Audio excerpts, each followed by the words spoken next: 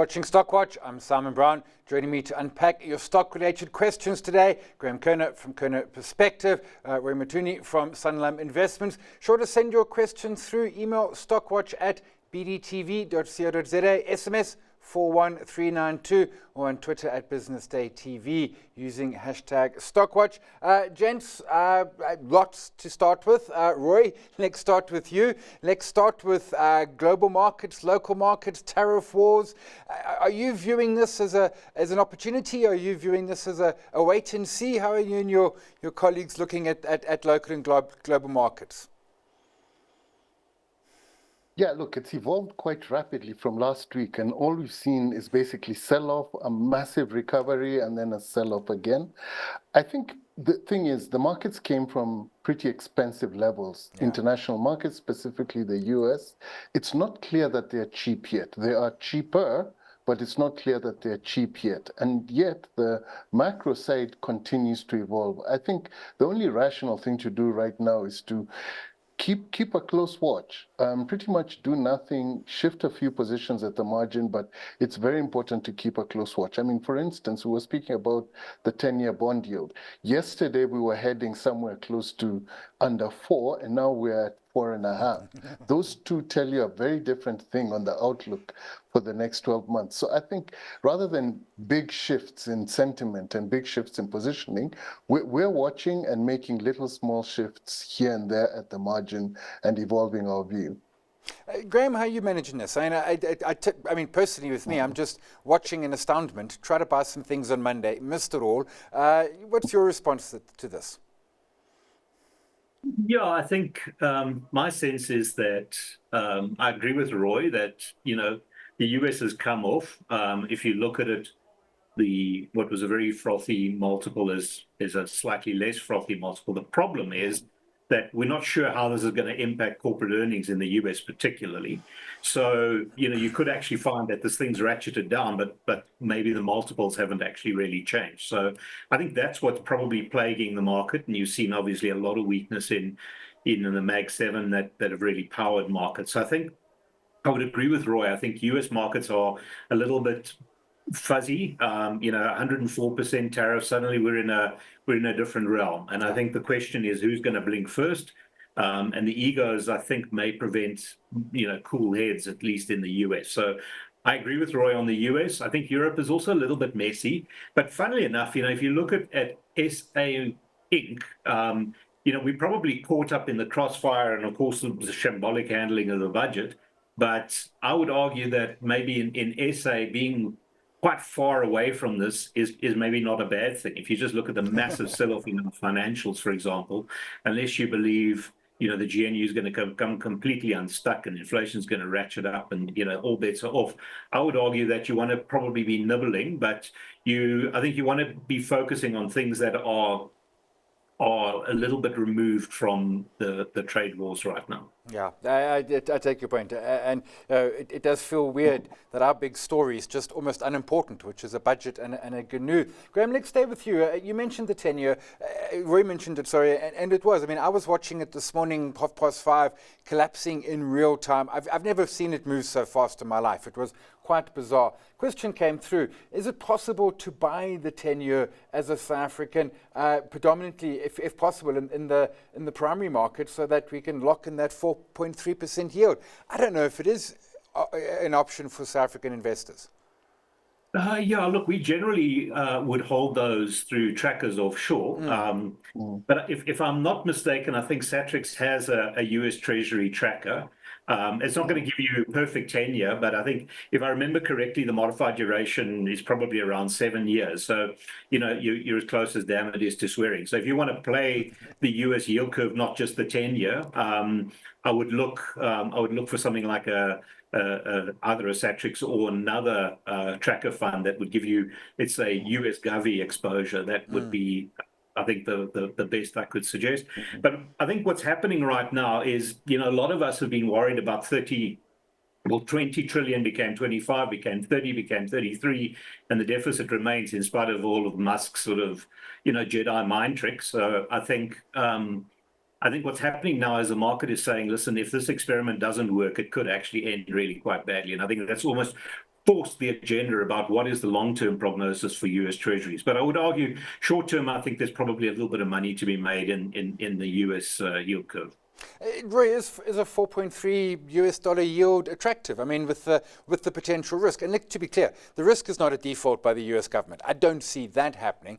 But I mean, with other options out there, I mean, maybe a ZAR bond at 11%. Look, the thing is, it definitely offers value at that level. But I think what's more important at this point is what it's signaling, which would indicate how far it can go and how long it can hold these high levels. And in my mind, when we saw this happen with Liz Truss in the UK, I mean, it was very clear. Unfunded tax cuts into a slowing economy. That just made absolutely no sense. But you look at the US, that's exactly what we're going through now. They're trying to renew the Trump tax cuts. They've promised they'll pay for them with the tariffs, but they've also said the tariffs are a negotiating tool and also a punishment. So it's not very clear who's going to pay for all of this, but it's coming up for debate quite shortly. So that's what it's trying to indicate. That's what that 4.5 is telling you. It's telling you that that budget deficit will widen. We're in quite a difficult situation. And it's also indicating that your recession probability is rising. So at this volatile times, it's very difficult to put a line in the sand and say this is the point at which it only gets lower or it only gets higher. We're looking upwards, I think is the most important thing. Yeah. Sorry, and one other thing. When it gets to this point, at this speed, what typically happens is something breaks. We haven't seen that yet, but that's what happens. And that's, I think, the thing to look out for. Yeah, and in the case of Liz Truss, it was ultimately it was her leadership in the UK. Roy, staying with you, I mean, the US debt, 30 plus trillion, refinancing that at 4%, for example, rather than say 1% of a couple of years ago. I mean, that adds to your point around the tax cuts a heap of pain onto the Treasury. No, absolutely. And that just ties into the risk premium. Like you're saying, they probably don't default, but what do they do? Do they do yield curve control? Have they given away their flexibility with all of this? Because right now, your biggest problem is finding out that it's actually foreign selling, that inflow of foreign funds that has supported the US market historically is beginning to run away. Who replaces it? That's a big risk. That's a big risk that they're taking. And like you say, over the next 12 months, they need to refinance. So it's all volatility, it's all risk right now, and very, very uncertain. Yeah. Graeme, question coming through. I missed Afrimat when it was sub 50 a couple of years ago. It's approaching back to the 50 Rand level. Is Afrimat worth a look at these prices, or is there too much risk on the table? No, I think there is. I mean, obviously, some of the businesses are arguably quite vulnerable to into global trade, but yeah, it's a good business, and Simon, there's quite a lot of those. You see these companies that have spent the last few years of charts going up, and then suddenly, like a couple of weeks ago, a few months ago, it's just like everything imploded. So I think it's still a good story, but if you look at that chart, it's telling you that there's more bad news to come. But the short answer is, yeah, I think it's looking quite interesting right now. Roy, Afrimat? You see, I like the management team. Yeah. I like the way they hustle. I like their long-term plan. I like the way they've put the business together. I like the opportunities that they've taken. But the reality is they're very macro exposed, whether it's to iron ore or to the construction cycle in SA. And all of those things are beyond their control. So I don't think they go bust. I think they make a plan with whatever's happening in their markets. And right now, it's a small cap, an illiquid small cap in a market that is tanking.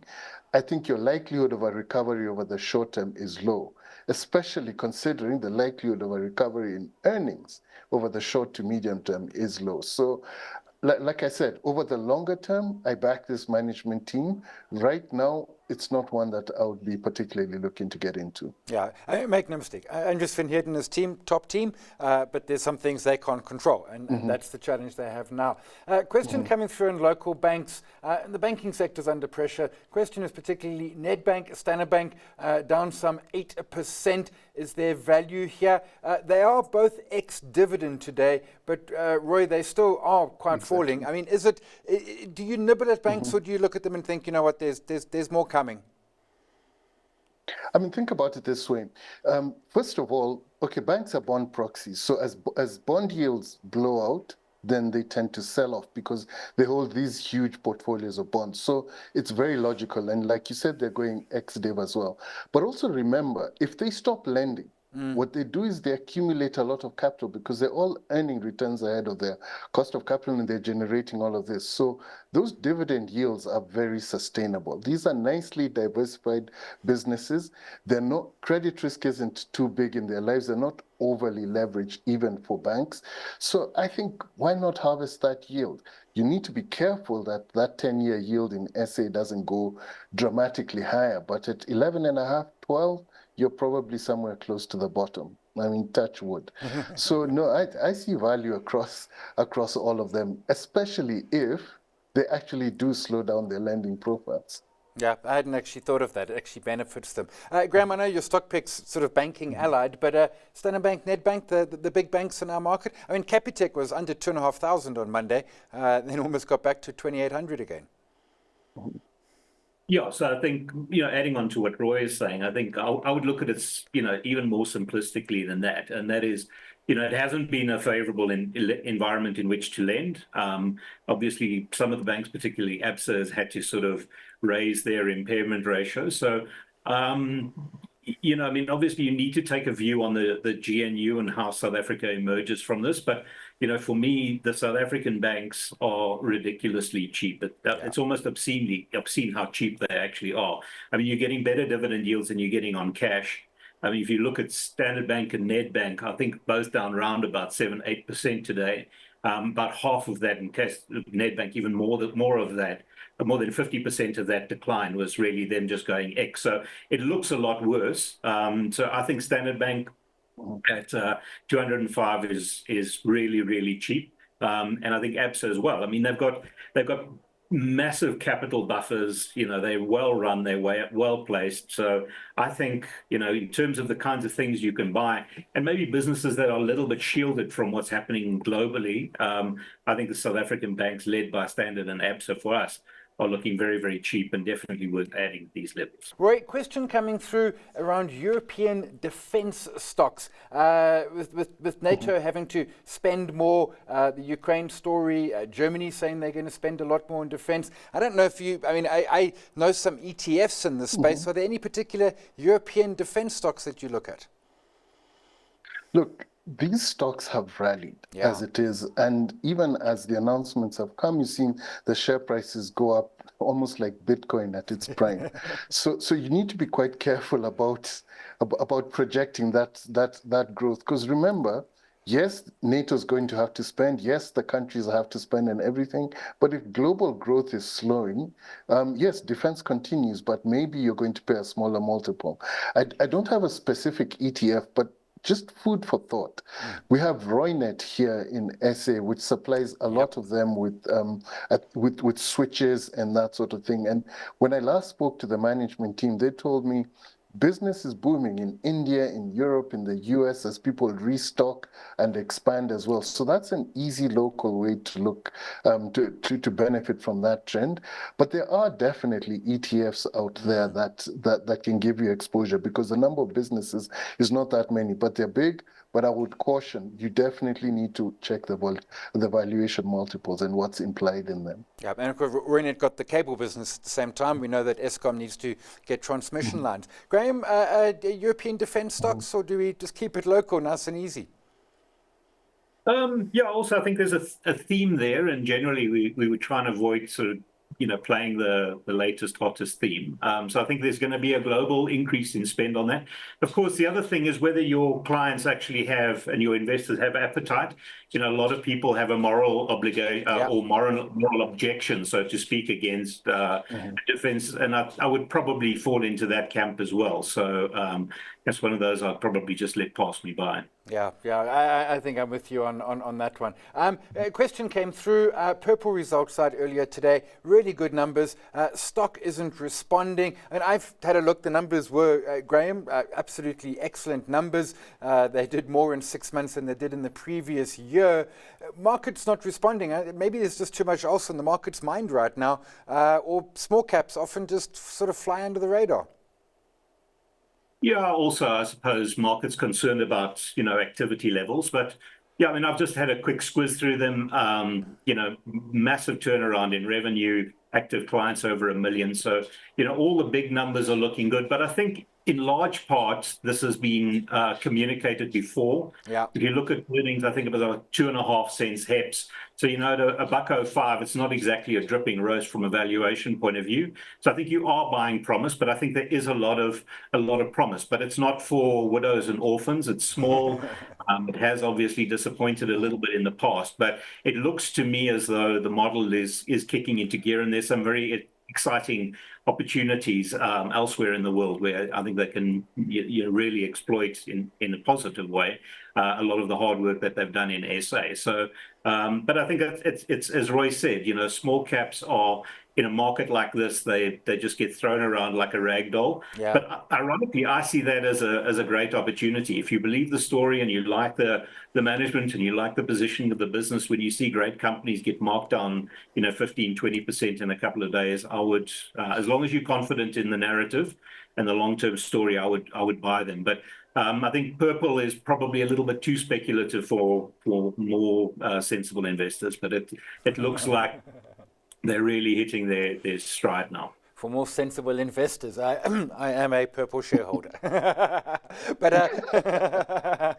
Roy, let's come to you. Let's talk Shoprite, just to prove that I'm sensible, because I also own Shoprite. The question is, people are going to eat almost regardless what happens out there. Surely something like Shoprite at 260 is offering value.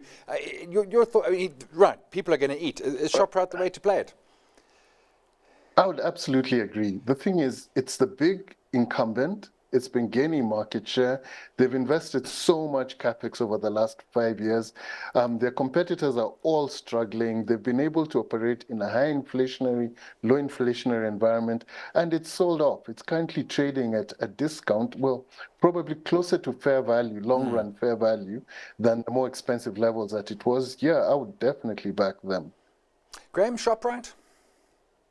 Before we go there, in the interest of disclosure, I also hold in my PA spec accounts on Purple. Okay, so I too am not very sensible. Then on Shoprite, I mean, it's such an amazing story. I think Roy just unpacked it. Market leader, bringing new stuff to market all the time, really going to be difficult for the other guys to catch up. The problem that I've got is there's nothing wrong with the company. It's fantastic. It's brilliantly run. The problem is the price. At $260, it's still on a lofty multiple, but more importantly, the PEG ratio is wrong. And I think the problem for Shoprite is they've just been so good at what they've done. The opportunity to really ramp up the earnings growth, to 20% or something like that, it just doesn't exist in South Africa. So I think it's a fantastic business. It's our problem. We pushed the share too far, and if you look at a long-term chart, it does that. It gets pushed really hard and then spends years, fighting back, delivering great results. But the share goes nowhere, simply as we're seeing now, simply because the market pushed it to a 25 or whatever multiple. So I love the story, but I think it's too early to buy it. I think there's probably a couple of good news years baked into the current share price still. Yeah, what's it? Low 20 PE might look attractive, but growing it, and you're 12%. Graeme, let's stay with you. Question coming through around Aspen. We get this from time to time. This, of course, was once the darling of the market. Lost its way, been sort of falling, I don't know, since late last year. It was doing quite nicely. Would Aspen be on your list? I mean, down sub 150? Yeah, absolutely. I think I remember, someone we spoke probably 10 years ago, we said it was ridiculous at 450. The multiple Yeah. made no sense. They spent a lot of time trying to clean the portfolio, repositioning it. Unfortunately, I think shedding some assets that I would probably have rather that they kept. Anyway, we are where we are. I think it's a well-run business. There's lots of optionality. They built really great capacity, but obviously it's also being caught in the crosshairs of this trade war. But at 150, to me, if you say it's probably a 15 Rand earnings story, basically global earnings, hard currency earnings for those that like that kind of thing, I think it's really looking very, very well placed. But again, it's like Shoprite. It's, the market gets carried away and then, they spend their time delivering. So I think there are a couple of levers that Stephen and company can pull to drive the earnings and to surprise us over the next 3-4 years. And I believe, even if they only pull a couple of those, I think there's enough to sustain it. So yes, I like the story, and I think it's looking very attractively priced. Roy, Aspen? I think they're more in the show me phase. So since COVID, they've always been at the forefront of the next big thing in pharmaceuticals. First, it was the COVID vaccine, then it was the thing with the Indians, and then supplying vaccines to Africa and all of this sterile capacity that the whole world wants. And now they're trying to look into the obesity drugs. But nothing's actually coming through. It's all promising. The capacity is real and the competence is real, but it hasn't quite come through. And I think the reason why it's trading at this level, I mean, over and above everything else in the market, is it's actually time for show me. Deliver some really strong earnings, some good, strong franchise performance, and start filling that capacity and showing us that you can actually sustain that capacity utilization and earnings growth. Yeah, I like that, the show me phase. Last question before we go to stock picks. Question coming through on Ferrari. Is Ferrari the sort of stock I should be keeping an eye on as the price is falling? I've always wanted some, and finally it's perhaps getting to a better valuation. Roy, Ferrari, because I'm never going to buy the Ferrari, so yeah, I'm going to buy the share. Unfortunately, I'm not very familiar with that share price. I think anything in Europe, just keep watching. Yeah. We're very early in this market turnaround. If you like a stock, if you think the earnings profile is there, if you think it's a solid franchise, watch it for the multiple, let the multiple come down. It is going to happen. Yeah, it'll come to you. Graeme, any more insight? Except, I mean, I watch them in Formula One every weekend and they can't do strategy for nothing. But aside from that... Yeah, box, no, don't box, plan G, mode push, but not too hard. So yeah, I think I agree with you. I think, the F1 is sort of a bit of a shambles, but, I think there was a lot of people who got very excited about this one maybe 6 months ago. Just around the whole luxury goods sector was doing really well, and they were seen to be somewhat, well, not somewhat, very well placed. And the reality of it is that at 44 multiple, it's ridiculous. If you think of one sector you probably don't want to be in right now, it's autos. You can just imagine that. I think the Europeans are digging their heels in. They're being a little bit measured, but the reality of it is that I would imagine sales into the US are gonna fall quite sharply, and that will be a significant part of it. So I think just watch it and try and get your head around when you think the worst of this sort of in the auto sector is behind us. But I think it's like just it's gambling right now. You're betting on a whole lot of macro variables and Trump that you just have no control over. No control. So let's go to some stock picks. Graeme, let's start with you. Coronation. Yeah, so the story here is that it's come off 15% when a market's come off 7%. Not everything they hold has behaved like the financial sector or the resources sector in the last while. You think of some of the biggest holdings in terms of process and some of the globals. So I would argue the AUM has probably not come off nearly as much as the share price. And if you believe that this too shall pass, maybe in the next 6 months or the next year we'll see equity markets recovering nicely, then this thing for me at $33 looks very, very cheap. I know Other people, maybe Roy feels that, the institutional guys are going to battle to sort of grow their AUM, but they don't really need to grow awfully much. It's just ridiculously cheap right now. And I don't think that, the current level of markets are necessarily reflective of where we're likely to be, a year from now. So it's a little bit of a gamble because markets have been volatile, but I think at $33, given the fact that all the earnings basically just flow straight through, I think you got a lot of compensation for the bet. Yeah, and it's almost back at levels before it got the court case in its favour. Roy, and Anheuser-Busch, AB InBev. So AB InBev is a big leader in that beer market. I mean, the total profit pool in the beer market is over $100 billion. They have more than 500 global and local brands as well, dominant positions in many territories, both developed markets and emerging markets. I think the big thing about this one is I think they're immune to tariffs because beer is local. Yeah. People identify with their local brand, and it's generally brewed within, I don't know, a 5-10 kilometer radius, give or take.